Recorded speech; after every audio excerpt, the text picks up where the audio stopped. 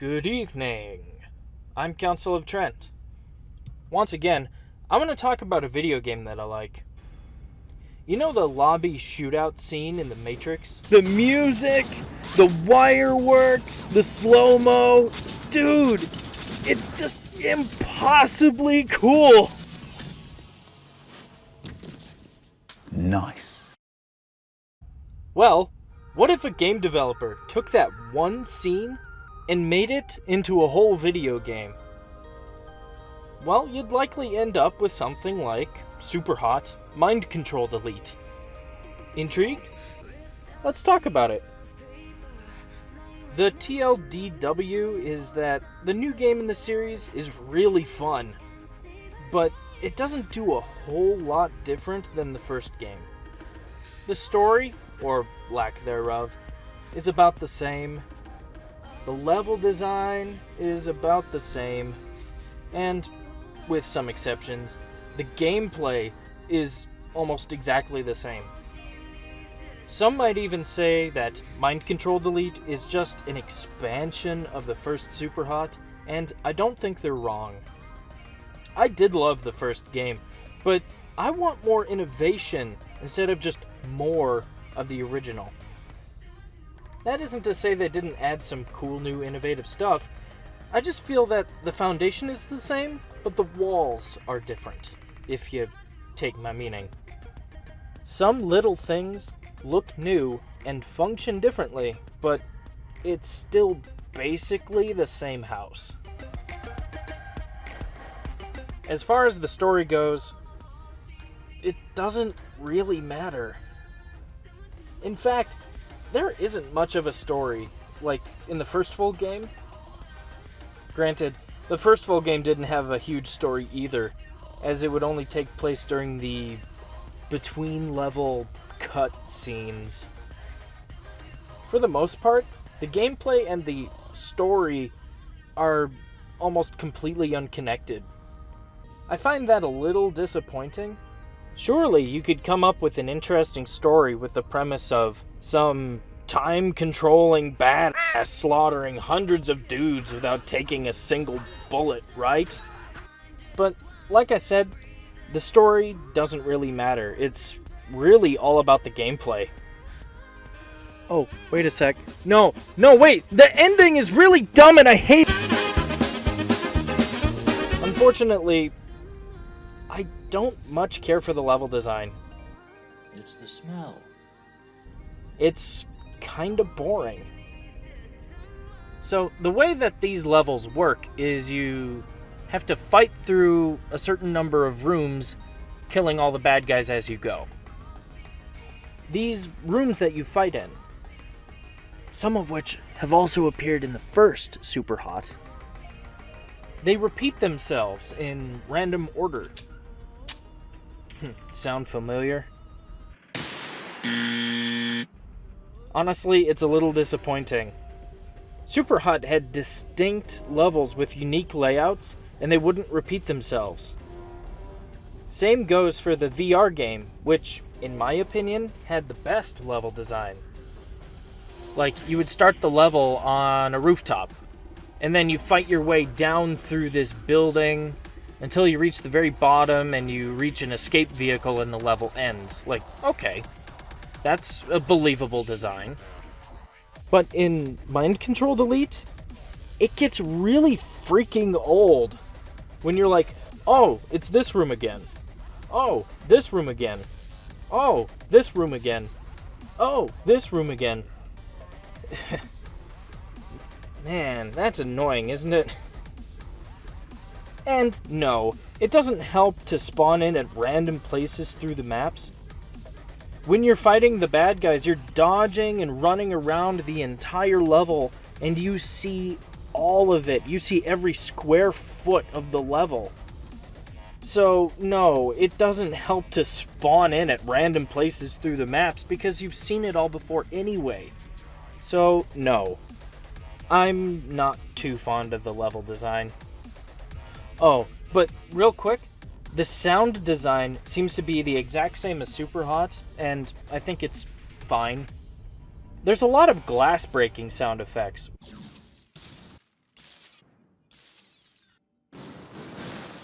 but I think it fits thematically, because one hit could mean death for either you or your enemies. So, do you see how that works? For example, a car windshield is broken if it is just cracked, or if it's completely shattered. Either way, it needs to be replaced. So, you get the logic there? Anyway, the coolest thing about this game has to be the gameplay. And I've got quite a bit to say about it, but just to briefly sum it up, time moves only when you move.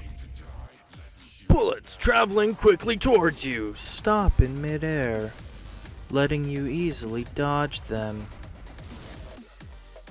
The enemy combatants sprinting towards you stop dead in their tracks, helping you decide which of them you want to pick off first. When you choose to open fire, you have to lead your target, because none of the guns are hit scan. Well, except for the railgun. The minimalist design of the enemies and the weapons and the environments make it easy for you to identify and incapacitate the threats. It's awesome! This is the same formula the developers have been using since the very beginning with the Kickstarter concept game. That was my very first exposure to this game, and I liked it so much I backed their Kickstarter. I played all of them, including the VR game, and I love all of it. Sure, it might be about the same as the first SUPERHOT, but it's still really cool, IMO. The weapons in Mind Control Delete are about the same as they are in the first SUPERHOT. In the first game, you get a semi-automatic pistol, a double-barrel shotgun, and a weird 4-round burst assault rifle.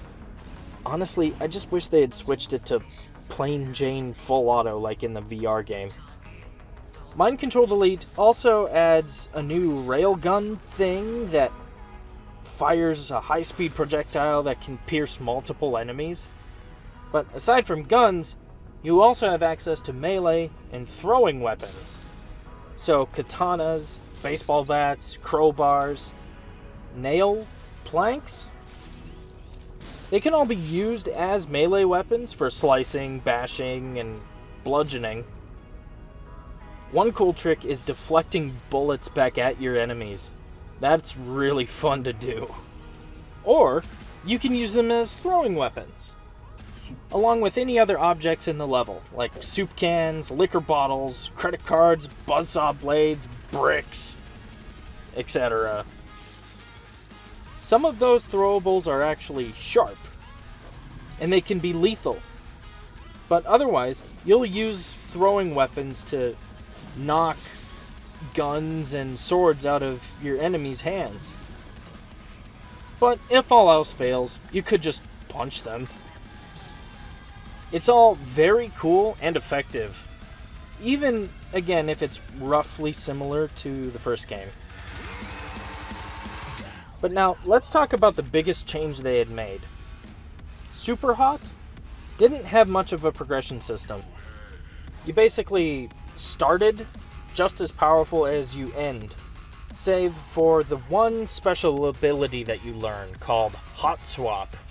This basically lets you take over an enemy, helping you avoid trouble when you use it correctly. This was a very slight change to the formula, but I felt it fit, because the game had a lot to do with computer hacking, and the little story that you get sets up the main gameplay as sort of a game that you're playing in the game. Hang on, I might have just confused myself. Anyway, that was all they did to change the original formula, though it was their first mainstream game, to be fair. Otherwise, the first game played exactly like the Kickstarter concept. just dodging bullets and bad guys from every direction. Now, Mind Control Delete does have kind of a progression system. It starts off normally with the same bad guys and the same weapons, but eventually you get some new powers and some new baddies come to the party. The hot swap ability returns, as well as a few new others. Like you can choose to be tanky and have a bunch of extra lives. Or you can blink around like your Master Yi. Or you can throw your sword and have it boomerang back to you. All of these powers have their own special buffs that you pick every couple of rooms, and it helps you refine your playstyle. But before you think the game starts to sound easy, the bad guys have been buffed too. Some of the new baddies have weak spots, or maybe they won't drop their weapons, or maybe they'll explode when they die. But the worst has to be when you tackle the superpowered ones. They have the same abilities as you do. They can hot swap with you, they throw their katanas at you, or they can blink around, and there isn't anything you could do to them. So you just go running around the map avoiding these dudes until you kill enough of their friends. You know, put yakety sacks over a clip or something just for fun. I think that would be funny.